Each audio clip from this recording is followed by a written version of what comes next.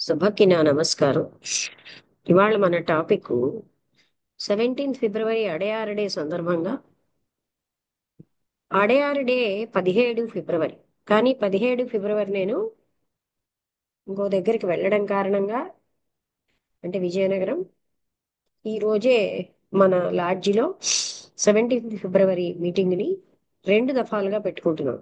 ఒకటి ఏంటంటే, ఆ రోజు కృష్ణమూర్తి గారు చనిపోయిన రోజు, ఆల్కాట్ గారు చనిపోయిన రోజు, యోగి లెడ్బీటర్ గారు పుట్టినరోజు, జియాడినో బ్రూనో అనేటటువంటి వ్యక్తిని, తత్వవేత్తని 16వ శతాబ్దంలో సజీవ దహనం చేసిన రోజు గనక, ఆ రోజుకి మనం మేడం మాంజియర్లి అని ఆమె ఏమన్నారంటే, ఈ రోజుని మనం అడయారు దినంగా ఎందుకు జరుపుకోకూడదు?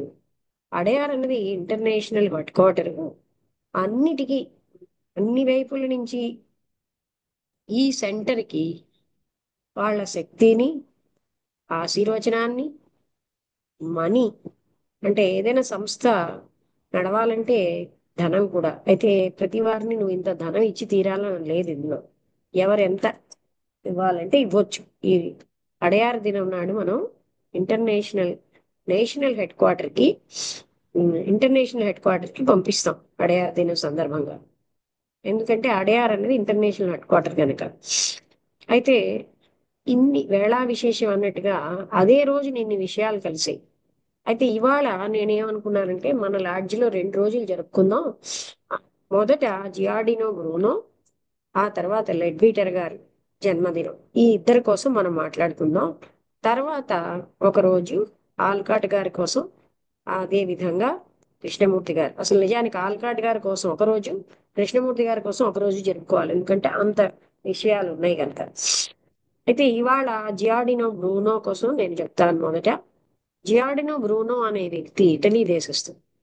ఆయన 16వ ఏటకే ఆయనని, అంటే గురువు గారు తెలుసుకుంటారు. చిన్నప్పటి నుంచి సత్యాన్ని యాజ్ ఇట్ ఈస్ చెప్పగలిగే వ్యక్తి. అప్పుడు ఆ మత గురువులే ఆ కాలంలో రాజ్యం చేసేవారు గనక, ఒకసారి మనకి మాస్టర్స్ ఎంత పాత్రలో కూడా వస్తుంది, వాళ్ళు ఎంతో వాళ్ళు ఎంత తెలుసుకుంటే అదే సమస్తం అనుకునేవారు. వాళ్ళకు ఉన్నత మానసిక స్థాయి నుంచి తెలుసుకునే స్థితి లేదు గనక, వాళ్ళు ఎవరైనా తత్వవేత్తలు అలాంటి వాళ్ళని ప్రమాదకరమని భావించి వాళ్ళని చంపేసేవారు. అదే విధంగా జియాడినో బ్రూనో గురువు గారు, నువ్వు ఇక్కడి నుంచి వెళ్ళిపో, నువ్వు ఉన్నదన్నట్టు మాట్లాడితే ఇక్కడ వాళ్ళు నిన్ను బతకనివ్వరు, నువ్వు ఈ దేశం వదిలేసి వెళ్ళిపో అంటాడు. అంటే ఆయన ప్యారిస్ మొదలైన ఎన్నో దేశాలు తిరిగి, అక్కడ ప్యారిస్ కాబోలు నీకున్న పాండిత్యానికి నీకు లెక్చరర్ పోస్ట్ ఇస్తాం అన్నాడు. సరే అన్నాడు. కానీ నువ్వు చర్చికి ఎందుకు వెళ్ళట్లేదు అని అడిగాడు. అక్కడ ఉన్న కొన్ని విషయాలు నాకు ఆమోదయోగ్యం కావు, అందుకే నేను వెళ్ళట్లేదని చెప్తాడు. చర్చికి వెళ్ళకపోతే మేము ఇవ్వమంట. ఆ విధంగా ఆయన తిరిగి తిరిగి తిరిగి ఆ ఈ 6 ఏళ్ల పాటు తిరిగి తన దేశానికి వచ్చేసారు. అంటే తన 22వ ఏట మళ్ళీ ఇటలీ దేశం వచ్చేసాడు. 23వ ఏట వస్తుంది. అయితే ఆయన్ని ఏం చేశారు ఆ మత గురువులు? నిజంగానే బంధించి ఆయన బట్టలు అవి తీసేసి ఆయనకి చచ్చిపోకుండా చీకటి గృహంలో పెట్టి కొంత మెతుకులో ఏవో ఆహారంగా పడేస్తూ, కాళ్ళకి ఏదో ఒక బాగా బాధాకరమైన మెషిన్స్ బాధనిచ్చేటటువంటి ఏర్పాటు చేశారు. ఏమిటయ్యా ఆయన చేసిన పాపం అంటే, సత్యాన్ని చెప్పాడు. ఏమిటి ఆ సత్యం ఆయన చెప్పింది అంటే, అప్పటి వరకు ఉన్న కెప్లర్ సిద్ధాంతాన్ని బలపరిచాడు. సూర్యుడి చుట్టూ భూమి తిరుగుతోంది అని చెప్పాడని, భూమి చుట్టూ సూర్యుడు తిరగటం లేదని. మరొకటి ఏం చెప్పాడంటే, మానవుడి మనుగడ ఇసుక రేణువు లాంటి. అప్పటికి వాళ్ళకి అహంకారం ఏంటి, మానవుడు సర్వోత్తముడు, అటువంటి మానవుడిని ఇసుక రేణువుతో పోలుస్తారా? అంత సర్వోత్తముడైన మానవుడు ఉన్నటువంటి భూమి ఎంతో గొప్పది, అదెందుకు తిరుగుతుంది, సూర్యుడే తిరుగుతాడు గాని. అలాంటి మూర్ఖ వాదనలతో వాళ్ళు ఏం చేసేవారు, జ్ఞానులందరినీ చంపేసేవారు. జ్ఞానులు డేంజరస్ అని భావించి. అలాగే కోపర్నికస్ ని, అలాగనే కెప్లరు, కోపర్నికసు, తర్వాత అరిస్టాటిల్ ని, ఆ, అరిస్టాటిల్ కాదు, మన గ్రీకు దేశస్థుడైన సోక్రటీస్ ని, ఇలా ఎంతమందినో, వాళ్ళు మనకు తెలిసిన వాళ్ళు తెలియకుండా ఎంతమంది ఈ మత గురువులు, జ్ఞానం బాగా తెలిసిన వాళ్ళు మనకు ఎంతో ప్రమాదకరం జీవించి ఉండడం అని వాళ్ళని చంపేసేవారు. లేదా వాళ్ళకి ఆయన విషం ఇచ్చి అతను ఇష్టపడ్డాడు కనుక విషం తీసేసుకున్నాడు సోక్రటీస్. వాళ్ళు చేసింది అలాంటి దాంట్లో క్రీస్తు ఒకడు. ఆయన చెప్పిన వాటిని వాళ్ళేమో ఇతను ప్రమాదకారుడు అని. ఎందుకు ప్రమాదం? వాళ్ళకున్న మూర్ఖత్వ బుద్ధికి వీళ్ళు కొంత జ్ఞానం విషయాలు చెప్తూ ఉండడంతో వీళ్ళు చాలా ప్రమాదం అని వాళ్ళని చంపించేశారు. అలాగే వీళ్ళందరూ చనిపోయారు.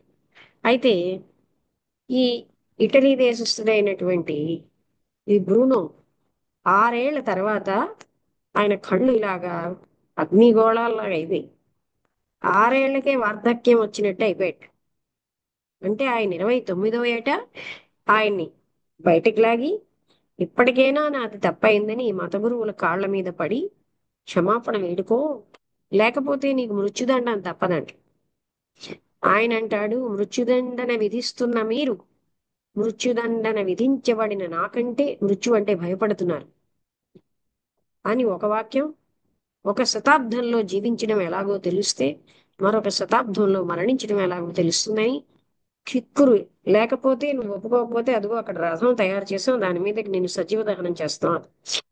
ఇలా చెప్పి ఆయన ఏమీ అనకుండా ఆ రథం మీదకి వెళ్ళిపోయి ఒక్క అరుపైనా అరవలేదుట. ఎందుకంటే ఆయనకి ఇన్నాళ్ళ బాధ అలవాటైపోయింది.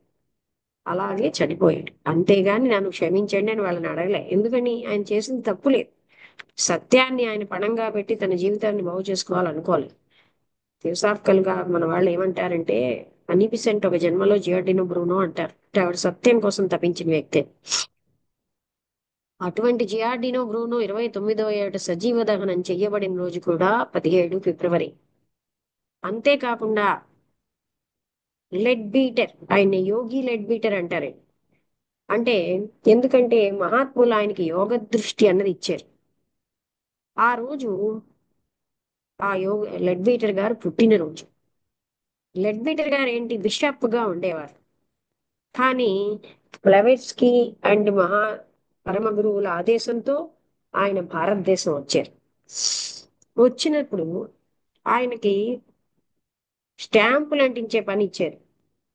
అంత బిషప్ కూడా అది ఎంతో శ్రద్ధాభక్తితో చేసేవాడు.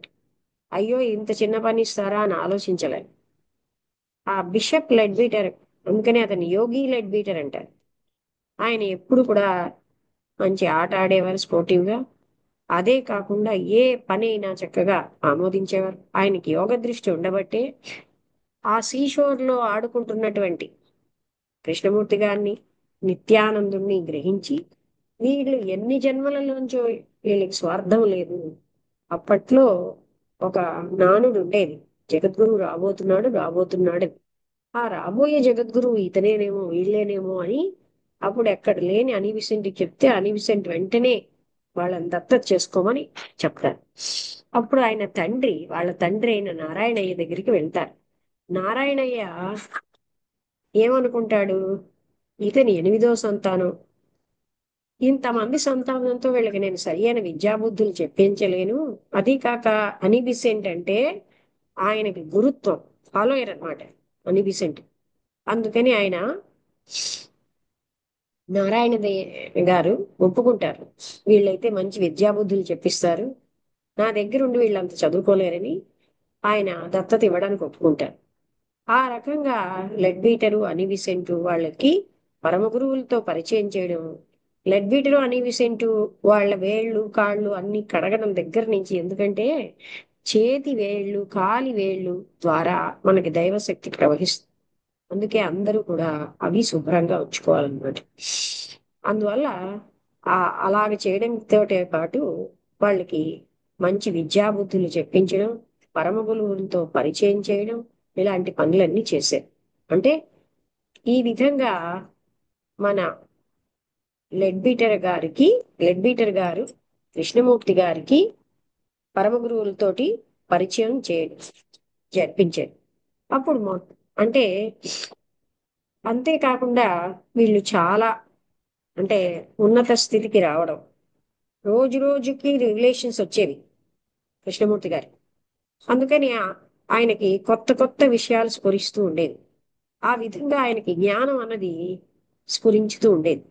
అప్పుడే ఆయన at the feet of the master అన్న పుస్తకం తన 13వ ఏట మాస్టర్ కుటిహూమి గారు చెప్పగా రాశారు. ఈ విధంగా ఈ లెడ్ పీటర్ గారు యోగ దృష్టితో చాలా మంచి పుస్తకాలు రాశారు. ఆయన ఏ పుస్తకం రాసినా యోగ దృష్టితోటే.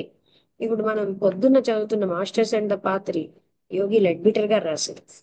అలాగే అందులో బుద్ధ పౌర్ణమి నాడు, ఆషాఢ పౌర్ణమి నాడు ఆ హిమాలయాస్ లో ఒక ప్లేస్ లోకి మహర్షులందరూ వాళ్ళ అస్ట్రల్ బాడీతో వస్తారని, ముఖ్యంగా బౌద్ధ పౌర్ణమి నాడు బుద్ధుడు కూడా వస్తాడని, అందరూ వాళ్ళ వాళ్ళ స్థలాల్లో కూర్చుంటే అప్పుడు బుద్ధుడు బోధ చేస్తాడని, వాళ్ళందరూ కామ శరీరాల్లో ఉంటారు.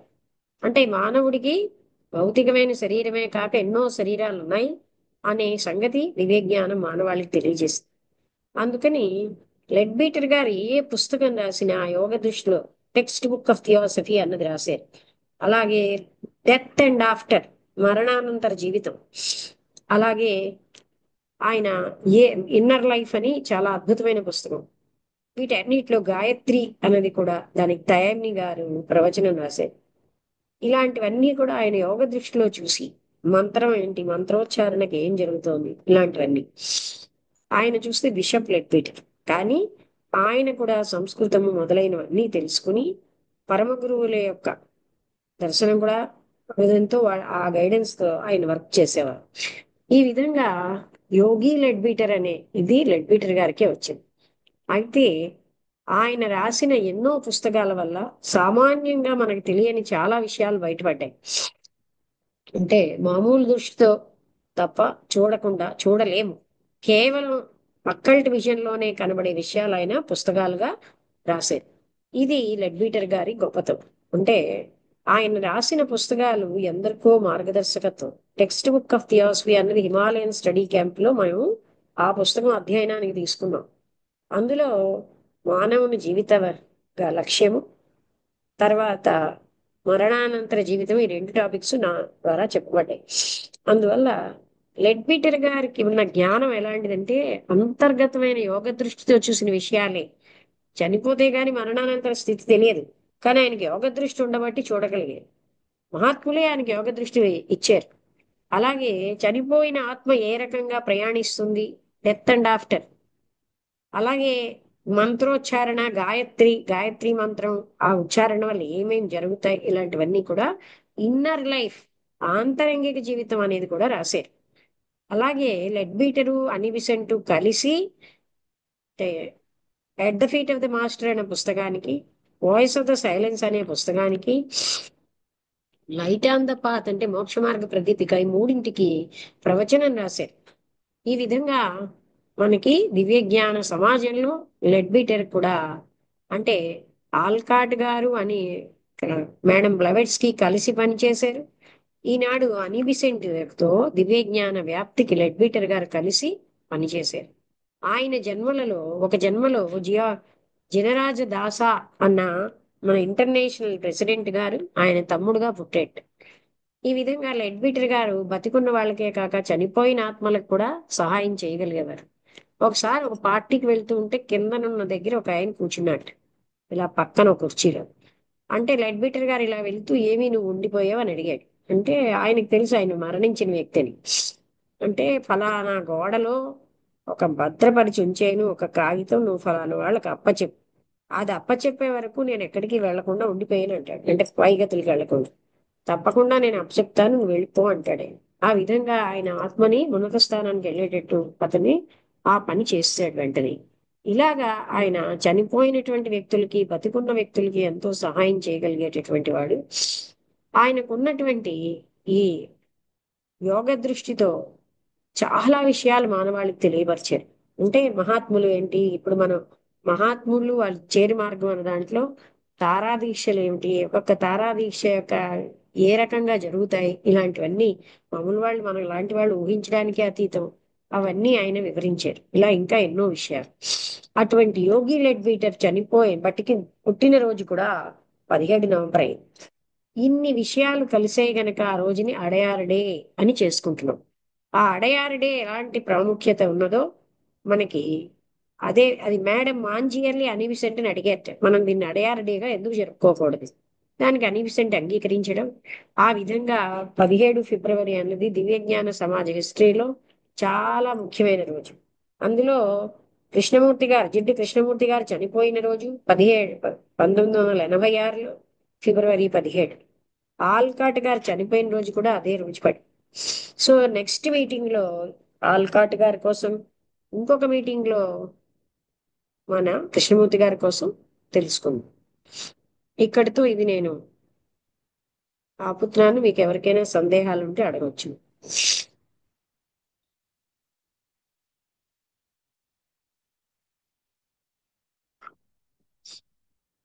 ఏమైనా